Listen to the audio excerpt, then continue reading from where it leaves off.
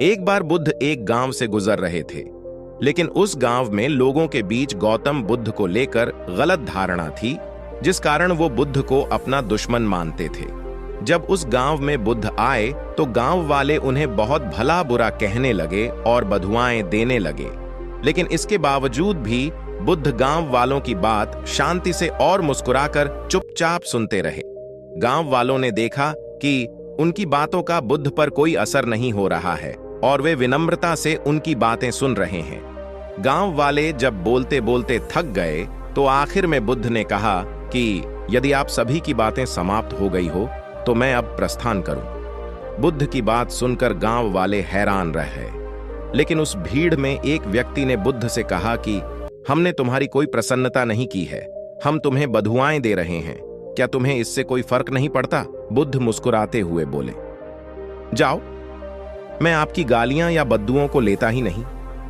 आपके द्वारा दी गई गालियों से भला मेरा क्या होगा? जब तक कि मैं आपकी गालियों को स्वीकार ही नहीं करता, इसका कोई परिणाम ही नहीं होगा। जानते हैं, कुछ दिन पहले एक व्यक्ति ने मुझे बहुत सारे उपहार दिए, लेकिन मैंने उसे लेने से मना कर दिया। जब मैं लूंगा ही नहीं तो कोई मुझे कैसे दे पाएगा? बुद्ध ने पूछा, बताइए, अगर मैंने उपहार नहीं लिया तो उपहार देने वाले व्यक्ति ने क्या किया होगा? भीड़ में से किसी ने कहा, व्यक्ति ने अपने उपहार को अपने पास रख लिया होगा। बुद्ध ने कहा, मुझे आप सब पर इसलिए दया आती है क्योंकि मैं आपकी इन गालियों को लेने में असमर्थ हूं और आपकी ये गालियां आपके पास ही रह जाएंगी। सीख।